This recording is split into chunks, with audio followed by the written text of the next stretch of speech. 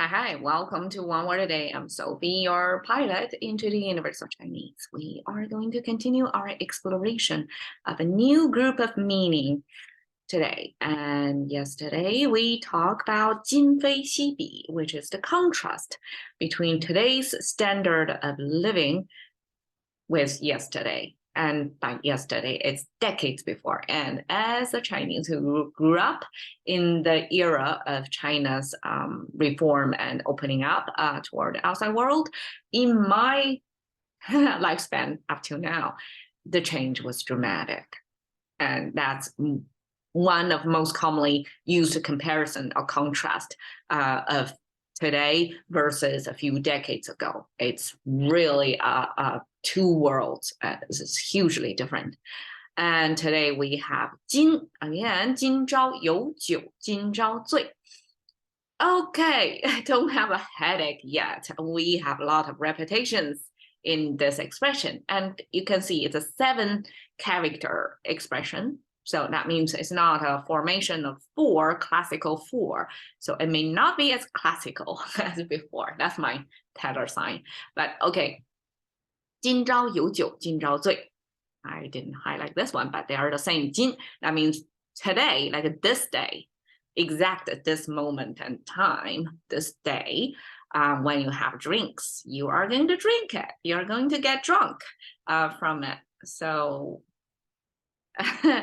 it's an interesting expression that often used maybe on the dining table, because that's when people socialize and start to open up after a few drinks.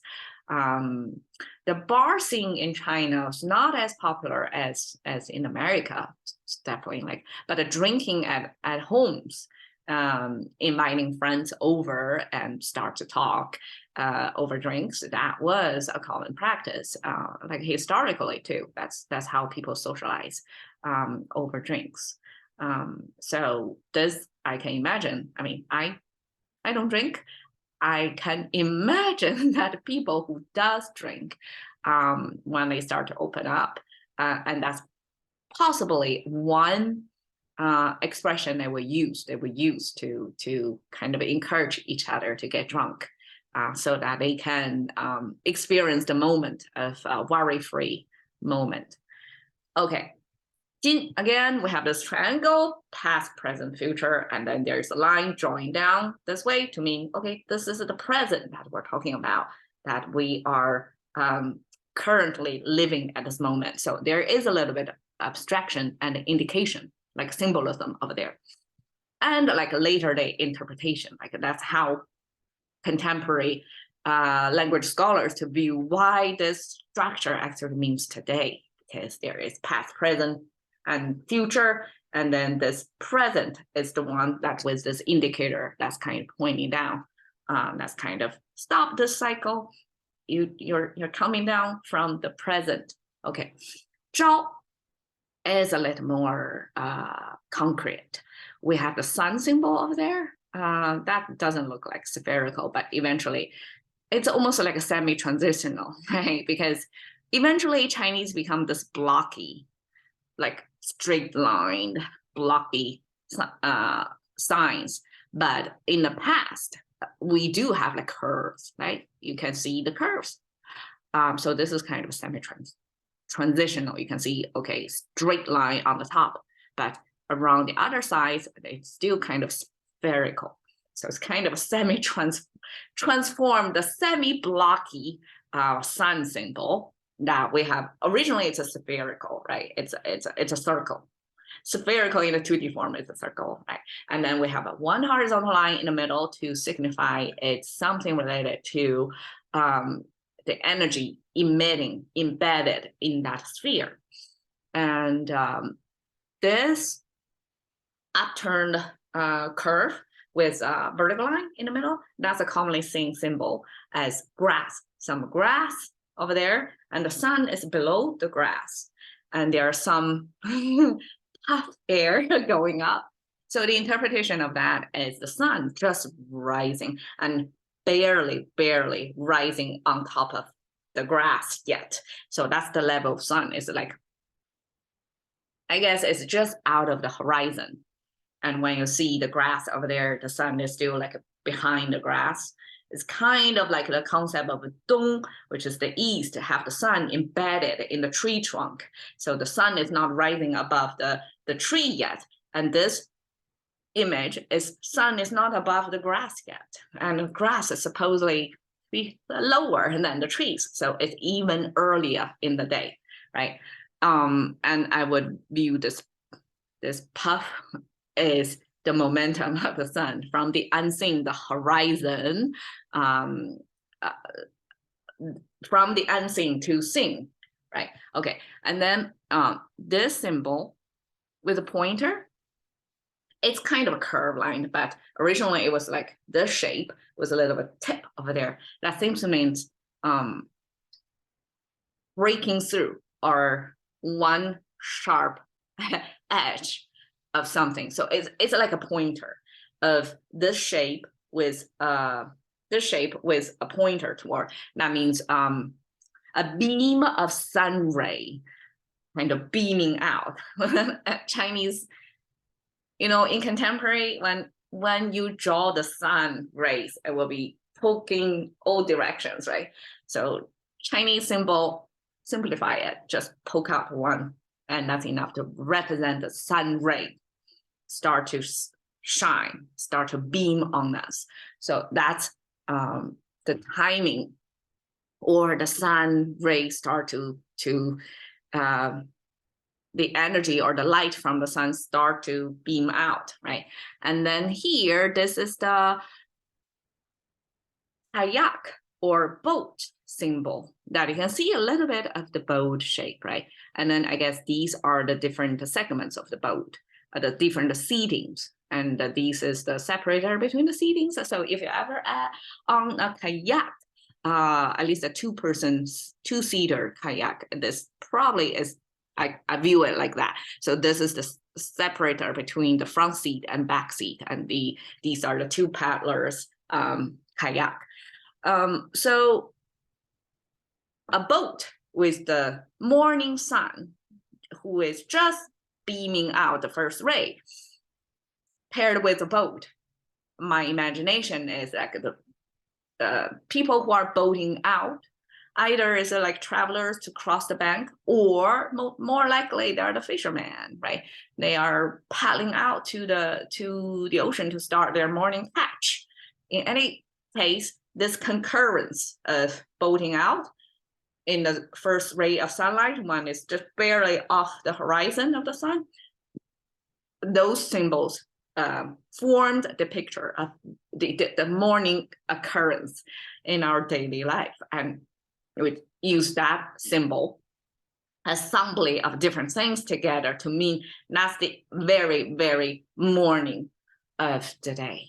Okay, so eventually this zhao, we don't be so specific, means like, I don't know, sunrise time, probably 6 a.m. We don't really have that connotation of early morning, but zhao eventually kind of vague it to mean it's that day. So we say 今朝 simply means today. Okay. 有酒 有. Okay, we have 3-finger hand symbol. And then here, kind of like omega sign with 2 horizontal lines. That's kind of showing a little bit of texture. That means meat. So a meat next to your hand. That's half, because having meat, having proteins in the past was a major half. We don't have refrigerators, and the meat supply back then probably was not like today's age is industrialized, the meat industry, right? And there's a whole retail store supply, right? And the whole cold chain, supply chain, trafficking of the meat, distributing the meat from meat farms to households. There was no such thing, but have built infrastructure built in the past. So meat came from capture of wild animals, and having a piece of meat in your family, in your household, that's a big deal. So that's what's used to describe half. That's your possession. That's so precious, right? Okay, so 酒 you can see 酒 and the 醉. They're kind of sharing the same symbol, right? Except like a proportional-wise, it's different because the 醉, the right side symbol is a little bit more complicated. So this bottle of wine got squished further, so it's a more elongated proportional-wise. And versus here, it's just water streams, and it has a little bit more space, so kind of a little horizontally expanded. So in any case, you can see same Chinese character when paired with different partners to form a new meaning, and their allocated space in that 2D frame can proportionally change horizontally or vertically, depends on their placement. So it's the relative structure of the thing that we can identify. This bottle and this bottle, they are the same symbol. Okay, the bottle came from, this is a container, and this is the stopper of that container. Kind of a plug in, right? So whatever is at the bottom of the liquid, it's inside the bottle, so they don't get evaporated. It's fermented alcohol, supposedly, inside that container, and it's plugged in. So this is a visual representation of the solution of the preservation of drinks back then.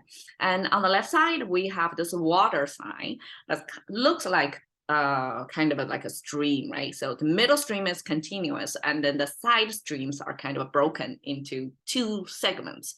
And my understanding is the middle stream symbolized the river, the middle of the river, which is flowing unobstructed, like continuous. And on the side, it's closer to the bank. So there are more like fallen branches, twigs, stones by the side. So it's easier to break the flow of the water. So in any case, it's depicting almost realistically of the river or stream or creek flowing over there. And eventually it got generalized to symbol just water. And in contemporary Chinese, it's simplified into three strokes to signify the three streams that they depicted here by 5 strokes. So 3 stroke like that, whenever Chinese readers see this symbol, that means something related to water. And water paired with drinks, bottle, not necessarily wine, okay? It could be some alcohol that made from wheat, or Chinese beer. I don't exactly know what Chinese men drink back then, but it could be some intoxicating right drink, and paired with water that just signify it's some sort of liquid, and together it means some sort of drinks, right? And here is the drinks also related, but it paired with 足. And besides being a sound maker, because now it's 醉, right? The right side sounds like 足. You can see the sound of these two are very different. This is 酒, but this is 足. So 足 because this is the sound that came from. The 足 actually means it's some clothing sign, somebody wearing this clothes. Okay, we talked about clothing sign before. It's the front neckline, which is one side of the garment wrapped under the other side of the garment, and this is depicting that kind of a neckline in ancient Chinese clothing. So this is simply a piece of garment, and then the back here, I read it in 2 ways. One is cone-shaped hat. One interpretation. The other is the back side of the neckline, and I can imagine that because humans' forms are 3D, right? And in the past, maybe they don't, before they have the contemporary cut and sew technology that can make 3D form clothing that fit your body from this flat piece of fabric, right? To form a 3D form from a 2D. Sometimes in contemporary cut and sew business, we have darts over there. And so this looks like a dart. So it's kind of a closing of a 2D piece of garment to create a little bit of angle over there. So it's kind of probably more body forming. So this is a back side of the neckline. This is the front side of the neckline. In any case, these necklines as the top portion that's close to your head, probably is the main attention zone, right? You don't really see other parts of the body as much as somewhere close to your head, right? So that signifies closing. And that's regular closing. And here, there's one more stroke on that closing. According to historians, that extra stroke is an indicator to mean this is a piece of clothing that got a special sign on it. And that special sign would distinguish whoever wear this clothing from regular folks. So this is not your everyday clothing. This is specialized, signified clothing. So I'm not really thinking of like people in jail, prisoners, right? Prisoners have special clothing that easily identified as prisoner. But these are Zhu. They are the lowest rank, like a foot soldiers. They may not even be soldiers. It could be somebody who is in service of people in authority, or people have more power, more wealth. However, it's some lower rank servants, and use that indicator on their clothing to distinguish this almost kind of uniform for a certain rank of people in society. And this eventually means stopping. So I try to imagine why Zu means stopping. Okay, so on the chessboard, because Chinese has a Chinese chess, it works a little bit different, but somewhat comparable to the international chess. So in a chess game, when you have a pawn, so this Zu, in Chinese chessboard game, the pawn is this character, the Zu. So like a similar role, comparable rule of the roles that taken. So each step, they can only move forward and one step at a time, right? Something like that. And then this Zu in Western chess is like whenever you meet a Zu, unless you have the power to take it down, the Zu is going to stop you from moving ahead because it takes the position over there. And that's how I think of this Zu, this pawn in Chinese chessboard would have similar function of stopping the opponent's piece from moving further. So this Zu, even if it's the lowest rank, still have the function of stopping. So this stopping then carry on, become the major meaning of Zu, besides it's the lower rank servant or somebody in uniform. That stopper paired with water bottle simply means somebody cannot drink anymore. They have to stop drinking because logically they cannot drink anymore, means they reach the limit of their drinking. They get drunk. So that's the thinking of why this paired with water bottle. I mean, wine bottle becomes drunk. So 今朝有酒,今朝醉 is a Chinese expression to mean to encourage, not only mean to encourage instant gratification, because instant gratification is not a Chinese feature. So this scholar, I don't know how to pronounce his name, but he come up with summarizing cultural dimensions. And one of the dimensions is called long versus short-term orientation. And Chinese, according to his study, was one of the probably most long-term orientation culture, because Chinese people definitely don't live for themselves, don't live for now at all, always save for rainy days. China and all the East Asian cultures have high savings rate because they are long-term orientation culture. But you would say, then why this long-term orientation culture would have such a phrase in their language? I guess this is the antidote to that tendency, because our default position is never gratify for now, always save always work, always put your hours into production, so that you can save for rainy days when you can no longer work.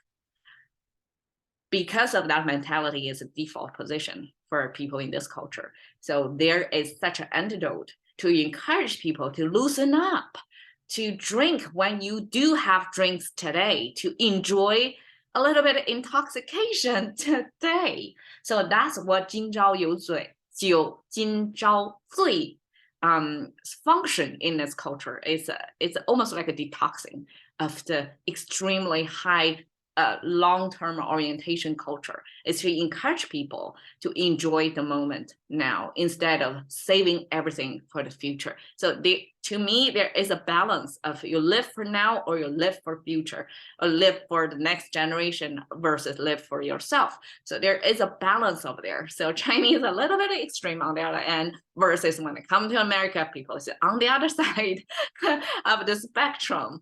So it's an interesting cultural difference, but there is such a phrase in Chinese to help you enjoy the moment, which is 今朝有酒，今朝醉. Okay, cash into the currency of thinking by one word a day with Sophie. See you another day.